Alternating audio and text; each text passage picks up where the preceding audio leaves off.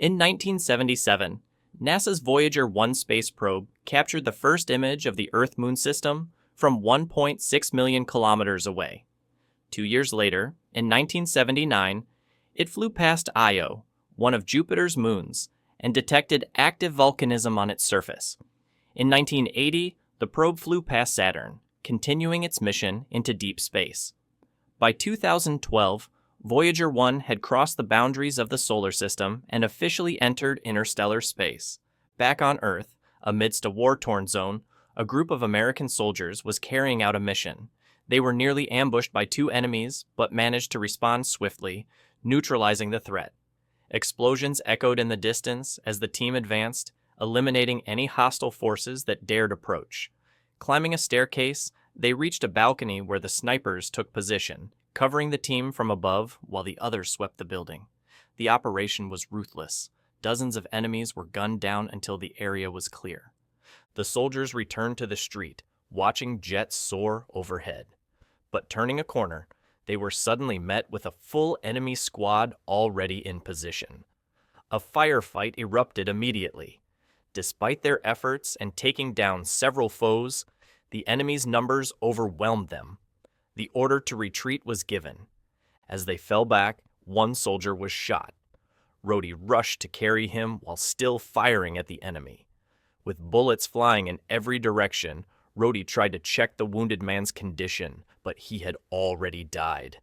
Cornered at the end of the street with more enemies approaching, they called for backup on the radio. At that moment, the sky suddenly turned dark. A red light pierced through thick clouds, and a strange machine appeared, shooting a beam that instantly wiped out the entire enemy squad. The light then turned white and discharged a massive burst of electricity, striking the American soldiers and pulling them into the mysterious machine. Inside, alien beings restrained the soldiers and subjected them to unknown experiments. They experienced vivid flashes, memories from their final battle, before losing consciousness. Later, the team awoke inside a bizarre pod system, struggling as they coughed out fluid from their lungs. Jax identified it as stasis resin, something that should dissolve quickly, although he couldn't explain how he knew that. The team was disoriented. They speculated that they had been captured by Russian or Chinese forces, but the alien writing on the machinery dismissed that theory. Reyes discovered a plaque bearing their names and unit numbers, but couldn't explain his knowledge of it either. Their weapons were fully loaded, and the last thing they remembered was the blinding light from the battle. Team leader Kelly decided they needed to move before their captors returned. They found a large circular door at the corridor's end, which didn't open when they pressed the button. Working together, the soldiers forced it open manually. As they proceeded, they came across a warped door and a vent hatch. Rhodey instructed Reyes to investigate. Crawling through the tight space, Reyes found multiple paths, but chose the only one lit by a faint light. Emerging on the other side, he confirmed the path was safe, and the others followed. The backside of the door showed burn marks and impact damage, suggesting someone or something had desperately tried to enter. The facility felt like a maze. Nash speculated they might be inside a secret underwater prison. Soon after, strange noises echoed, prompting the team to advance cautiously. A trail of blood on the floor and a wall clamp indicating a power failure led them to believe the facility was in decay, which may have caused the stasis pods to malfunction. In the next room, fog filled the floor. A drop of blood hit Raya's face, and he looked up to see dozens of decapitated bodies hanging upside down. Horrified, Kelly led Reyes and Gibbs to another chamber where they found a similarly mutilated corpse suspended above a strange operating table, and a woman, handcuffed and unconscious. When she awoke, she spoke in a foreign language. The soldiers pulled a lever to release her. Suddenly, a monstrous alien lunged at Gibbs, slashing him with sharp claws and throwing him aside. Nash, in another room, had just found a strange weapon. Hearing the commotion, he rushed in and joined the others in opening fire, but their bullets barely affected the creature. The alien swatted them aside one by one. When it attacked Jax, Nash tossed the alien weapon to Rhodey, who managed to activate it and blast the creature. Believing it was dead, they moved in, until it roared back to life. Robbie, the rescued woman, intervened and delivered the final blow. She spoke again, still incomprehensibly, and walked away. The team followed, realizing Gibbs hadn't survived. In the next corridor, Kelly startled Robbie by speaking her language. Another alien appeared and opened fire, immediately taking Robbie down. More aliens followed, and the soldiers dragged her to safety as chaos unfolded. They reached a corridor and took cover, while Robbie closed the door with a lever. Kelly jammed it with a knife and sent Jax and Robbie to find an escape route. Meanwhile, the rest held the line, knowing the door wouldn't hold forever. Reyes stayed behind to buy time. When the door gave way, he shot the first alien, triggering the mechanism to shut the door again, but the monsters broke through. As Reyes fled, one grabbed his leg. Rhodey managed to shoot the alien in the head, but Reyes was lost. The team escaped into another room. Devastated by Reyes's death, Nash began to break down, ranting about alien encounters. Kelly calmed him. When Rhodey was asked how he knew how to use the alien weapon, he couldn't explain. Robbie insisted she was fine despite her injuries. To their surprise, she now spoke English and revealed they were on a spaceship. She confirmed that the creatures were indeed aliens. Nash panicked again, prompting Rhodey to threaten him into silence. Meanwhile, Reyes was being dissected by aliens who extracted his memories.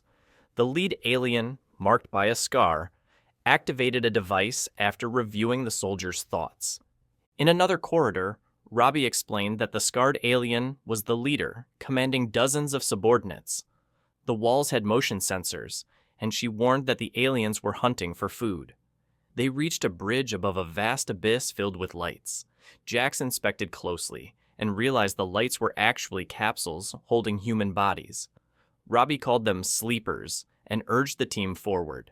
They stopped to rest in a corridor, and Kelly redressed Robbie's wound. They reflected on life before the war. Kelly revealed he was a divorced father, while Nash theorized that they were in a biblical rapture. Later, they discovered a hangar filled with Earth artifacts stolen by the aliens.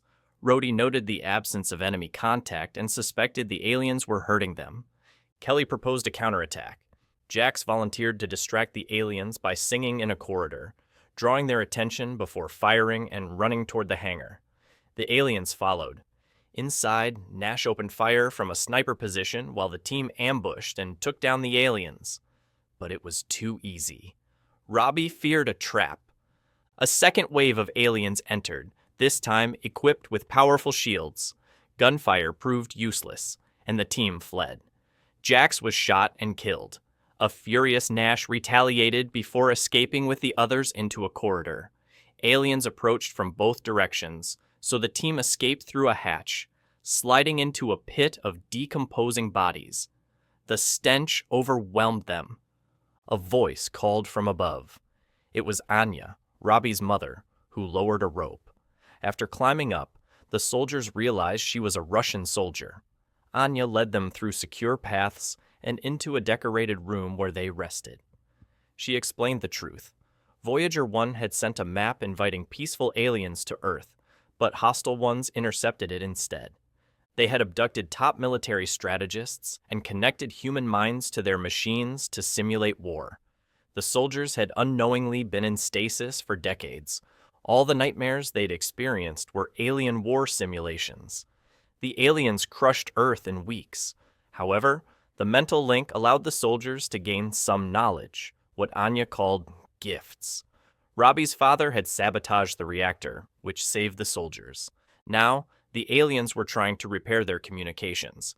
If successful, reinforcements would arrive. The team decided to fight. Anya revealed that the aliens were strongest at the top deck. They planned to reach it via vents and destroy the relay with explosives. Once inside, the team split up. Rhodey and Kelly created a diversion, while Nash and the women planted the charges. Kelly was given an alien gauntlet capable of creating a shield. When enemies arrived, Kelly and Rhodey ambushed the first group. Reinforcements quickly appeared. The shield gave them an edge, but they were still outnumbered. Eventually, Rhodey sacrificed himself by detonating grenades and taking down a group of aliens. More enemies reached the main room. Robbie and Nash fought bravely, but even stronger aliens arrived. Anya ordered Nash to protect Robbie, then activated the detonator, killing herself and destroying the room. Nash distracted more aliens by luring them away. At a dead end, he began singing like Jax and opened fire. Meanwhile, Kelly discovered a room full of human prisoners but was knocked out. In a dream, he saw his daughter taken by aliens. He awoke in a cell beside Robbie, who informed him that the others were dead. Aliens dragged Kelly away and prepared to dissect him, but Nash, hiding nearby, shot the creature. The two freed the prisoners and fought their way through more monsters. Nash used his last grenades for one final stand. But just as he relaxed, the alien leader stabbed him. Kelly ordered Robbie to run and fought the beast. Battered and bruised, he used the environment to his advantage and finally crushed the creature by closing a door on it.